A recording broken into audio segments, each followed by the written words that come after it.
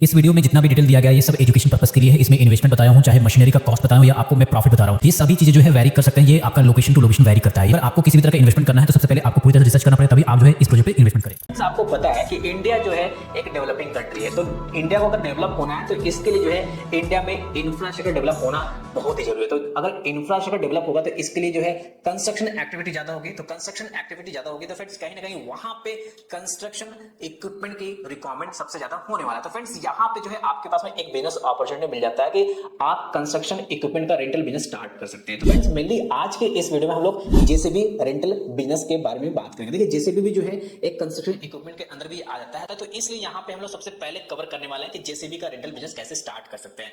तो फ्रेंड्स यहाँ पे सबसे पहले मैं क्लियर कर दूं कि आप जिस लोकेशन पे रहते हैं, आप जिस लोकेशन में बिजनेस स्टार्ट करना चाहते हैं, वहां से 10 किलोमीटर का आप दायरा ले ले, वहां पे आप 10 किलोमीटर के अंदर बहुत सारे जो है आपको कंस्ट्रक्शन एक्टिविटी देखने को मिल जाएंगे, जहां पे नंबर ऑफ अपार्टमेंट डेवलपमेंट हो रहे हैं, नंबर ऑफ सोसाइटीज डेवलप हो रहे हैं, बहुत सारे बड़े बड़े मॉल्स डेवलप हो रहे हैं। तो फ्रेंड्स ऐसे जहां पे भी कंस्ट्रक्शन एक्टिविटी हो रही है वहां पे जेसीबी की रिक्वायरमेंट रहती है। तो फ्रेंड्स ऐसे में जो है आप जो है अपने जेसीबी मशीन को जो है रेंट पे देके जो है मंथली इनकम अर्न कर सकते हैं। अगर आप जेसीबी रेंटल बिजनेस में एंटर करना चाहते हैं तो सबसे पहले आपके पास प्री ऑर्डर्स होनी चाहिए। किस चीज की ऑर्डर होनी चाहिए भाई? अगर आप कंस्ट्रक्शन इक्विपमेंट आप कहीं पे भी रेंट पे दे रहे हैं तो आपको पता होना चाहिए कि कौन कॉन्ट्रैक्टर जो है आपके मशीन को रेंट पे लेंगे। नहीं तो फ्रेंड्स क्या होगा, इसमें आपने जेसीबी परचेस कर लिया, वो आपका आइडल इस तरह खड़ा है आपके घर में, वो किसी काम में इंगेज नहीं हो रहा, तो वैसे में क्या होगा, आपको लॉस होगा, क्योंकि फ्रेंड्स उसका जो ईएमआई है आपको अपने घर से देना पड़ेगा। तो सबसे पहले आपके पास प्री ऑर्डर होना चाहिए, यानी कि फ्रेंड्स आप जो है सबसे पहले अपने नियर बाय जितने भी कॉन्ट्रैक्टर है आप उनसे कंसल्ट कीजिए, आप उनसे बात कीजिए कि सर मेरे पास जेसीबी है, मैं उसको रेंट पे देना चाहता हूं, तो अगर आपको किसी तरह का रिक्वायरमेंट है तो मुझे बताइए। जब आपको प्री ऑर्डर मिलेंगे तब आपको जो है एक कॉन्फिडेंस आएगा और आप जो है जेसीबी परचेस करने के लिए जाएंगे।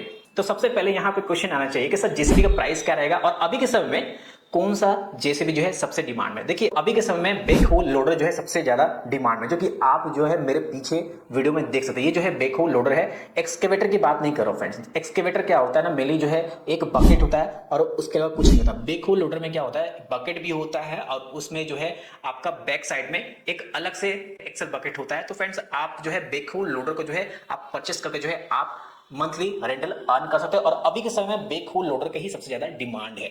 तो फ्रेंड्स यहाँ पे आपको क्लियर हो। अब पूछेंगे सर बैकहोल लोडर का प्राइस क्या है? तो फ्रेंड्स अलग अलग कैपेसिटी के आते हैं, जितना हॉर्स पावर रहेगा उसके अकॉर्डिंग जो है प्राइस लगता है। तो यहाँ पे हम लोग एक 35 लाख जो है प्राइस कंसीडर कर सकते हैं। तो 35 लाख का अगर हम लोग बात करें तो फ्रेंड्स 35 लाख का यहाँ पे आप लोग कॉस्टिंग काफी ज्यादा है, यानी कि काफी ज्यादा हाई प्राइस है।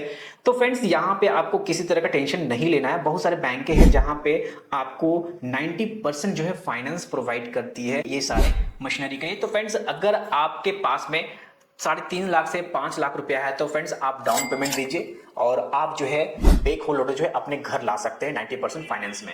आप पूछेंगे सर कौन कौन से बैंक फाइनेंस करते हैं? फ्रेंड्स आपके नियर बाय में जितने भी बैंक ऑफ बड़ौदा बैंक है, इसके अलावा जो है एचडीएफसी बैंक की बात कर लेते हैं, देन इसके अलावा आईसीआईसीआई बैंक है और यूको बैंक है। फ्रेंड्स ये सारे बैंक जो है 90% जो है फाइनेंस प्रोवाइड करती है। तो फ्रेंड्स आप इन लोगों से संपर्क कीजिए, डेफिनेटली जो है आपको पॉजिटिव रिस्पॉन्स देखने को मिलेगा।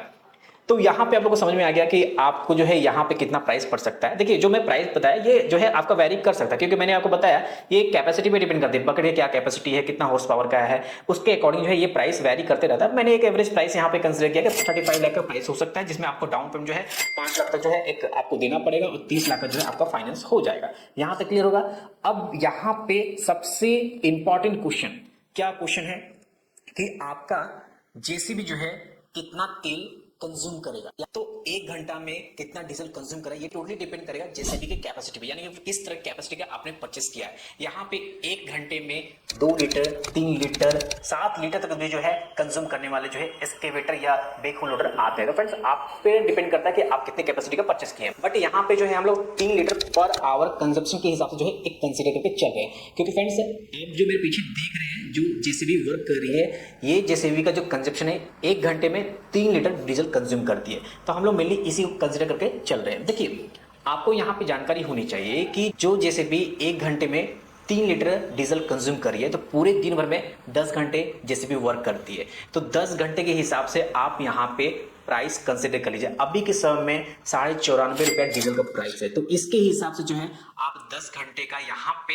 कैलकुलेट कर लीजिए। देखिए 1 घंटे में 3 लीटर हुआ तो आपका 10 घंटे में 30 लीटर यहाँ पे डीजल कंज्यूम करेगा।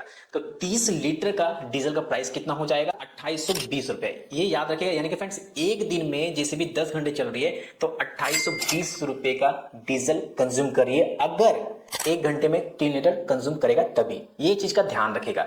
तो ऐसे में पूरे महीने का कंसीडर करें। देखिए आपका जेसीबी रहेगा तो ऐसा नहीं है कि कोई पूरा महीने भर जो है आपका जेसीबी चलेगा। हाँ, कहीं पे कॉन्ट्रैक्ट रहता है तो कॉन्ट्रैक्ट में जो है आपका पूरे महीने भर का जो है कॉन्ट्रैक्ट मिल जाता है, तो उस केस में जो है 25-30 दिन भी आपका जो है जेसीबी चलता है। याद रखिए कि अगर आपके पूरे महीना जेसीबी नहीं चला तो फ्रेंड्स आप लॉस में चले जाएंगे। इसलिए मैंने आपको बोला जेसीबी परचेस करने से पहले आपके पास प्री ऑर्डर जो है रेंटेड का होना चाहिए। अगर नहीं है तो फ्रेंड्स आप इस बिजनेस में हाथ ना लगाएं। तो यहाँ पे सबसे पहले आपको समझ में आ गया कि ये पूरे महीने भर में, यानी कि अगर आपका 25 वर्किंग डेज होता है आपके जेसीबी का, दिन में 10 घंटा चलता है, तो उस केस में जो है आपका 70,500 रुपए का जो है टोटल डीजल कंजप्शन होता है अभी के रेट के हिसाब से। अभी 94.5 रुपए के हिसाब से रेट चल रहा है पर लीटर का, ये आपको भी जानकारी है। तो यहाँ पे आपको डीजल कंजप्शन समझ में आ गया। अब हम लोग नेक्स्ट समझेंगे कि अगर जेसीबी 1 घंटा चलता है तो उसका चार्ज क्या है। आपको बता दूं कि अगर आप बिहार यूपी साइड जाएंगे ना तो 1 घंटा का चलाने का जेसीबी का प्राइस जो है वो 1200 से लेकर 1500 है। अगर मैं झारखंड की बात करूं तो 1000 रुपए यहाँ पे एवरेज प्राइस है।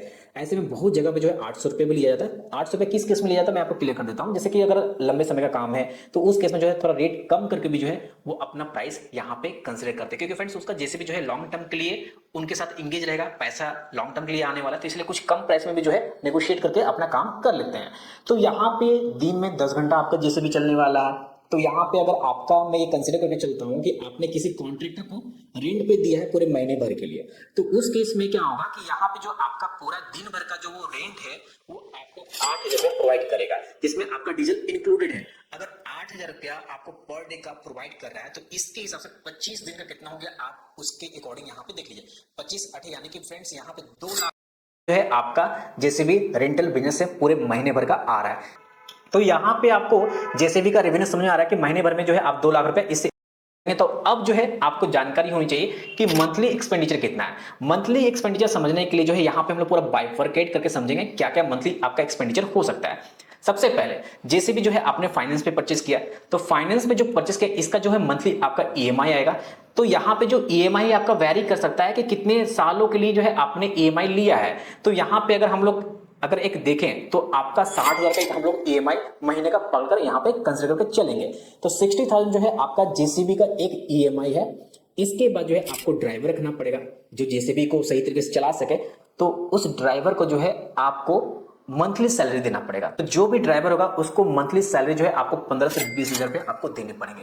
ये आपका दूसरा एक्सपेंडिचर आएगा। सबसे पहला जो था वो आपका मंथली ईएमआई था जो कि आपका 60,000 था। अब यहाँ पे जो है ड्राइवर को 15 से 20 हजार रुपए आपको सैलरी देना पड़ेगा। ये दूसरा एक्सपेंडिचर होगा। एंड जो तीसरा एक्सपेंडिचर है यहाँ पे आपका ऑयल यानी कि डीजल ऑयल। तो डीजल यहाँ पे पूरे महीने भर में मैंने आपको बताया था 70,500 का आपका खर्च रहा है। इसके अलावा जो एक लास्ट है मेंटेनेंस, यानी कि फ्रेंड्स मंथली जेसीबी का मेंटेनेंस खर्च भी जो है यहाँ पे 2,000 रुपया आपको कंसिडर करके चलना पड़ेगा। तो टोटल अगर आप यहाँ पे एक्सपेंडिचर देखें तो 1,47,000 रुपए यहाँ पे टोटल निकल कर आया। यानी फ्रेंड्स यहाँ पे अगर टोटल देखें तो हम लोग 1.5 लाख रुपए यहाँ पे कंसिडर करते हैं कि 1.5 लाख जो है आपका महीने का यहाँ पे टोटल एक्सपेंडिचर है। तो यहाँ पे जो आपका रेवेन्यू था जेसीबी से वो कितना था, 2 लाख का था। अगर 2 लाख से आप मंथली एक्सपेंडिचर माइनस करते हैं तो फ्रेंड्स आपका 50,000 रुपए यहाँ पे निकल के आ रहा है। तो फ्रेंड्स आप यहाँ पे कंसिडर कर सकते हैं कि आप महीने में सिर्फ जेसीबी को रेंट पे देके जो है आप 50,000 रुपए। जब यहाँ पे आपका जेसीबी का पूरा ईएमआई कवर हो जाएगा यानी कि पूरा आप समाप्त कर देंगे तो फ्रेंड्स उसके बाद जो आपका इनकम है जेसीबी से वो आपका लाखों में होने वाला है। तो फ्रेंड्स यहाँ पे आप एक जेसीबी से जो है आप और भी जेसीबी जो है आप परचेस कर सकते हैं। यहाँ पे आप पे डिपेंड करता है कि आप अपने बिजनेस को कितना स्केल करना चाहते हैं। तो फ्रेंड्स मेरा यहाँ पे पर्सनल ओपिनियन यही है कि जब तक आपको किसी बिजनेस के बारे में नॉलेज ना हो तब तक उस बिजनेस को स्टार्ट मत कीजिए। मैंने फिर से बताया कि जेसीबी रेंटल बिजनेस तभी आप स्टार्ट कीजिए जब आपके पास प्री ऑर्डर, यानी फ्रेंड्स पहले से आपको पता है कि आपके एरिया में कितने जगह पे प्लॉटिंग हो रही है, कहां पे जेसीबी का रिक्वायरमेंट है, कितने नंबर ऑफ मॉल्स वहां पे अपार्टमेंट्स या सोसाइटी बन रहे हैं, इसके अलावा कहां पे ड्रेनेज सिस्टम बन रही है। तो फ्रेंड्स वैसे जगह पे ही जेसीबी को इंगेज किया जा सकता है। तो वैसे लोगों से आपके संपर्क में होना चाहिए, फ्रेंड्स वैसे कॉन्ट्रैक्टर से आपके संपर्क में होना चाहिए, तभी जो है आप अपने जेसीबी को फुली तरह से इंगेज करके जो है आप मंथली रेंटल अर्न कर सकते हैं। तो फ्रेंड्स यहाँ पे अगर आपको ये वीडियो पसंद आए वीडियो को थम्स अप जरूर दीजिए और वीडियो को ज्यादा से ज्यादा लोगों तक शेयर कीजिए ताकि जिन लोगों को नहीं जानकारी उन लोगों को जानकारी हो सके।